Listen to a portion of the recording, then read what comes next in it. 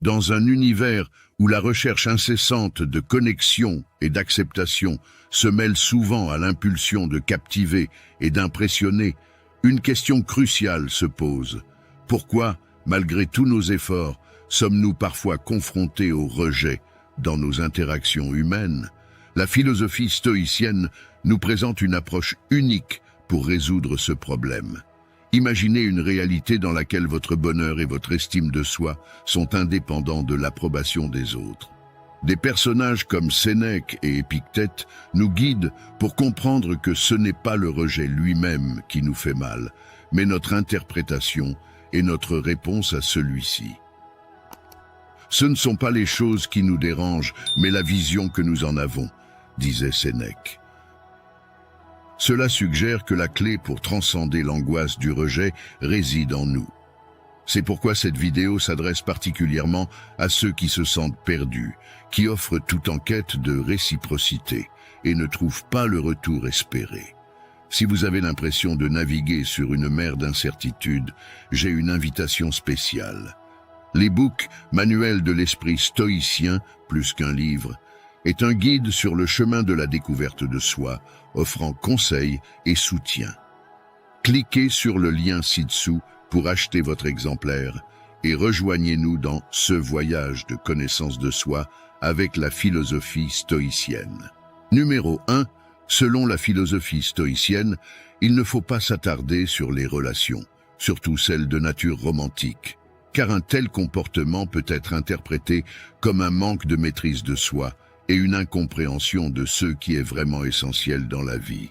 Des philosophes tels qu'Épictète et Marc Aurèle nous guident pour nous concentrer sur les aspects de notre existence que nous pouvons contrôler, en acceptant ceux qui sont hors de notre portée. La tentative de gagner l'affection de quelqu'un, en plus d'être généralement infructueuse, met en évidence une dépendance néfaste à l'égard de l'approbation extérieure. Épictète, dans son « Manuel », nous encourage à faire la différence entre ce qui est et ce qui n'est pas sous notre contrôle.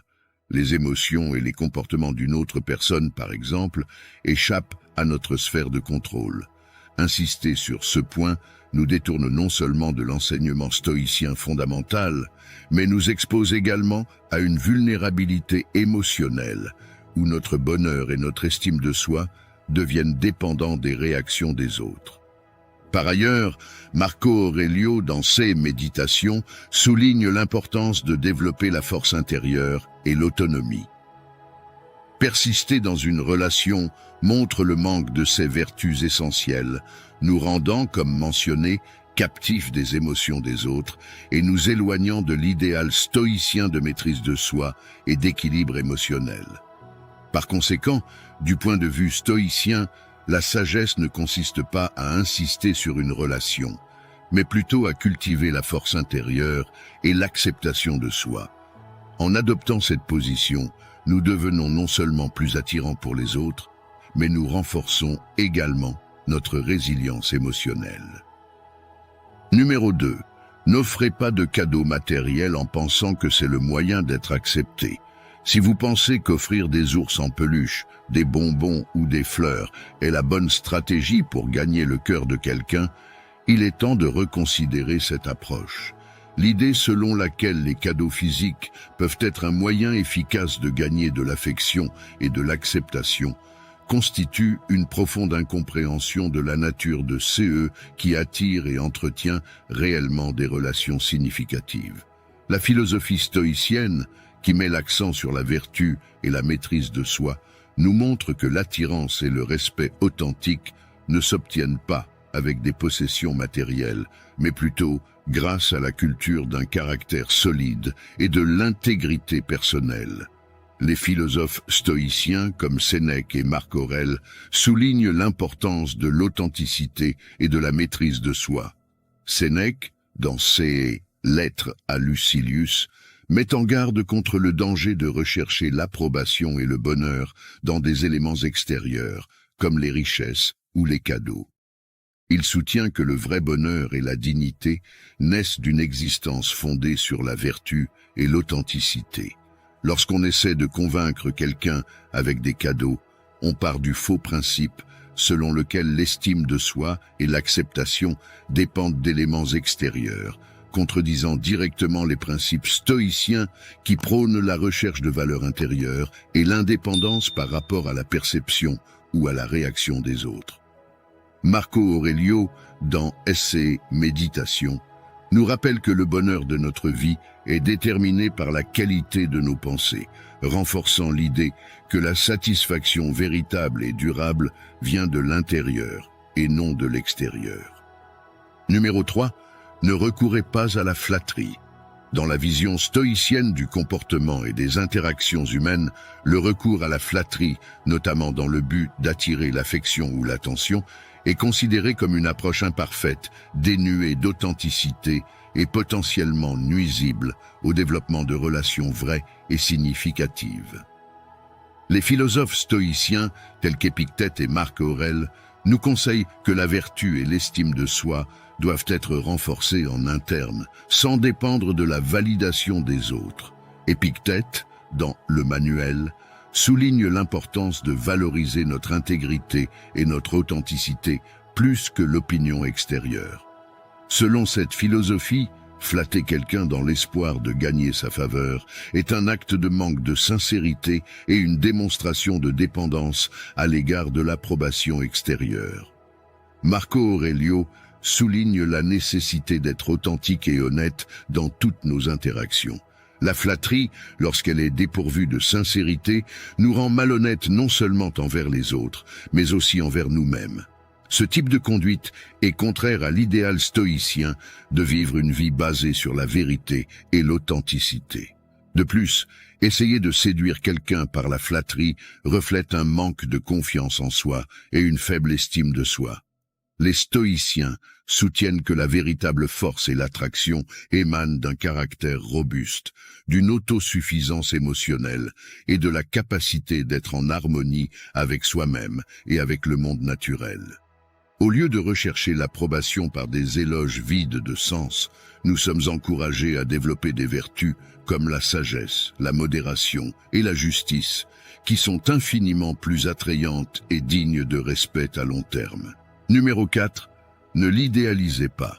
La propension à idéaliser quelqu'un, surtout dans des contextes romantiques, est un aspect que les stoïciens considéreraient sérieusement, en soulignant la nécessité de maintenir une vision réaliste et équilibrée de soi-même et des autres. Cette idéalisation est considérée comme une forme d'esclavage émotionnel dans laquelle nous perdons le contrôle de nos émotions et de notre jugement, nous laissant guider par des illusions au détriment de la réalité.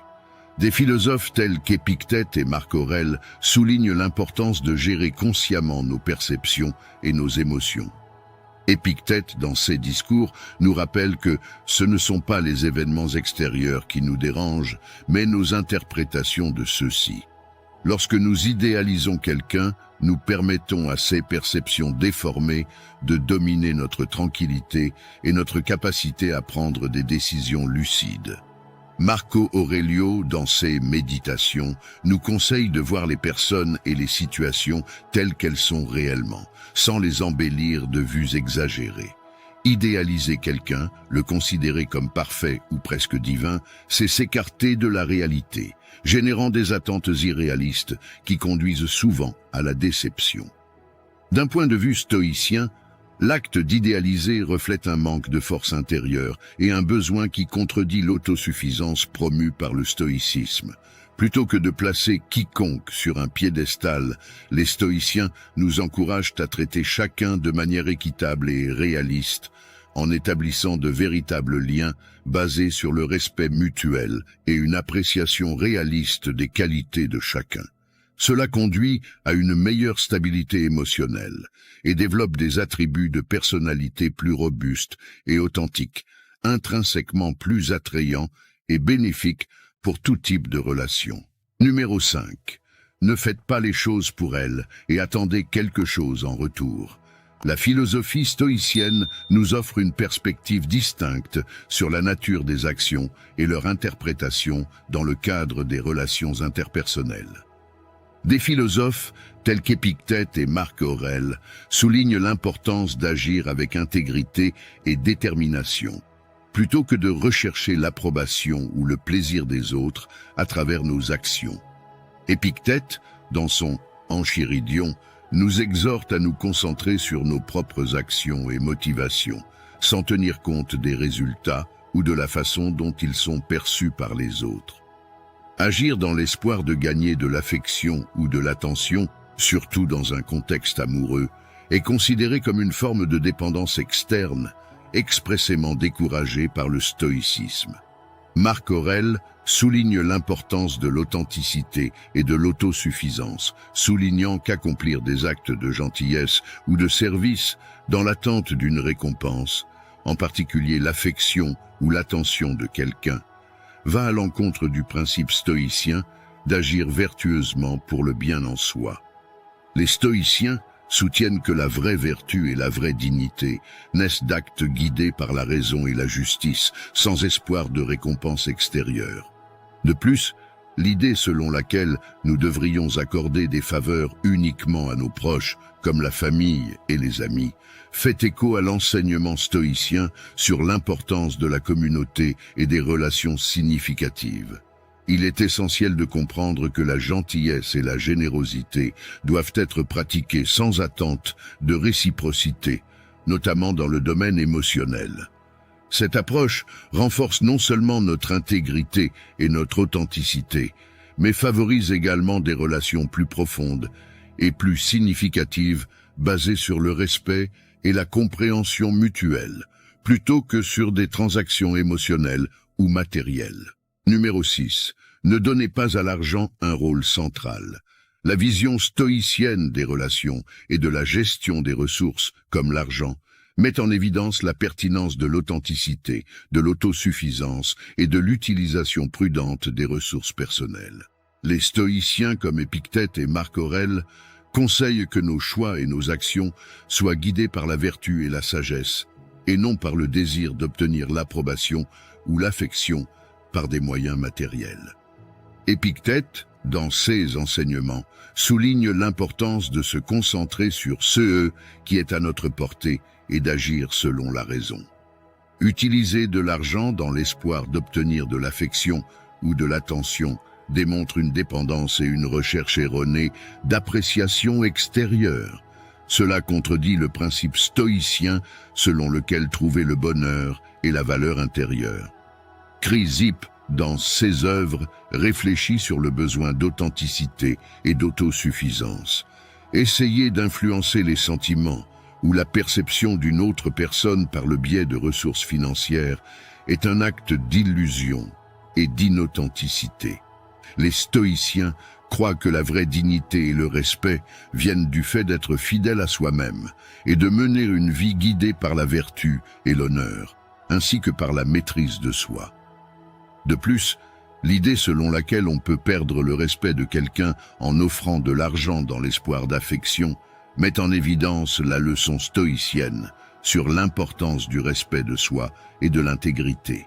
Les stoïciens encouragent à préserver le respect de soi et à ne pas compromettre l'intégrité personnelle dans la recherche de l'approbation ou de l'amour.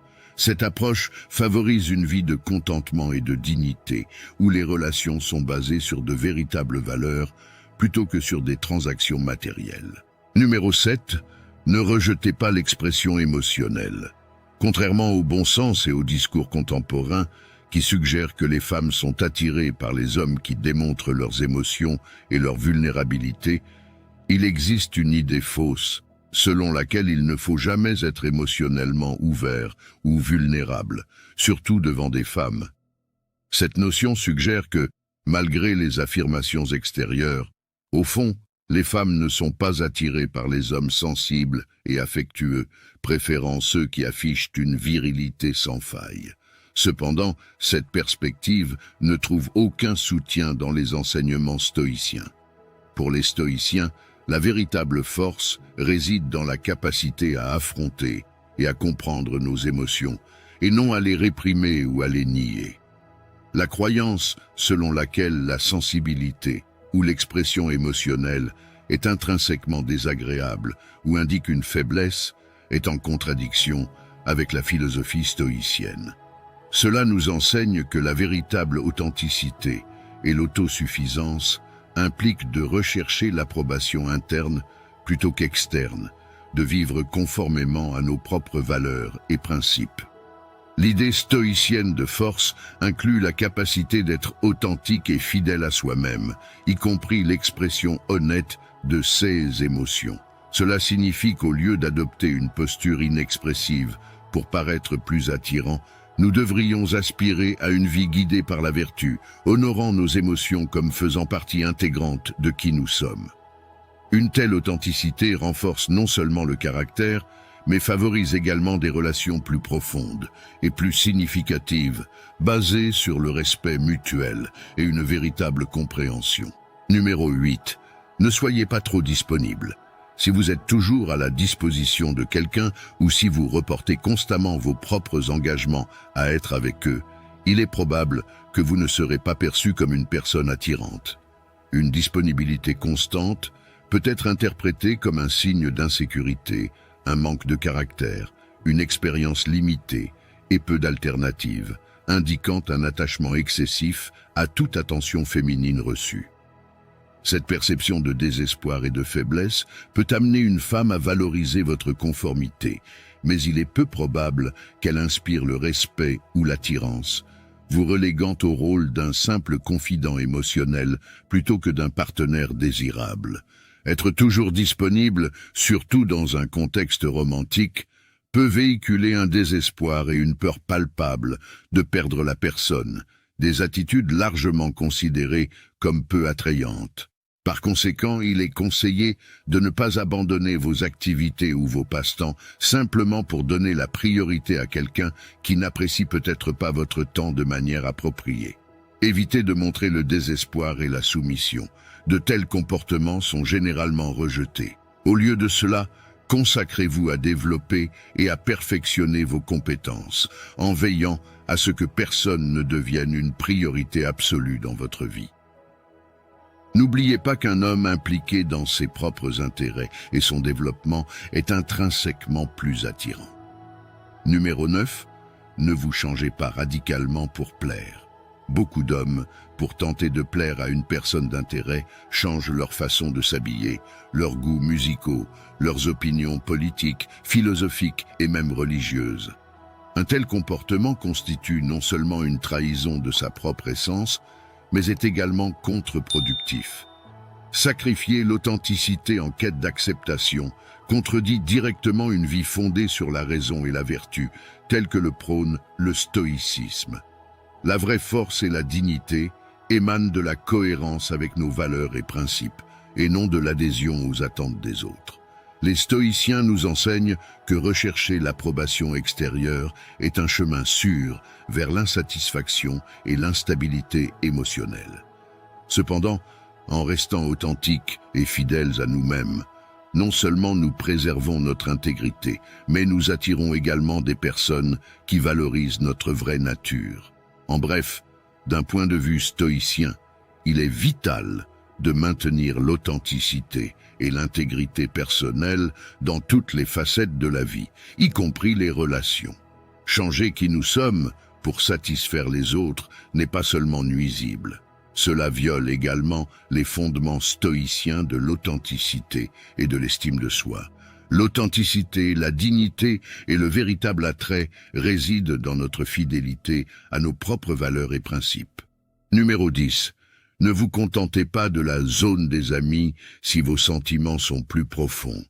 Marc Aurèle, figure éminente du stoïcisme, souligne l'importance de l'authenticité et du respect de soi.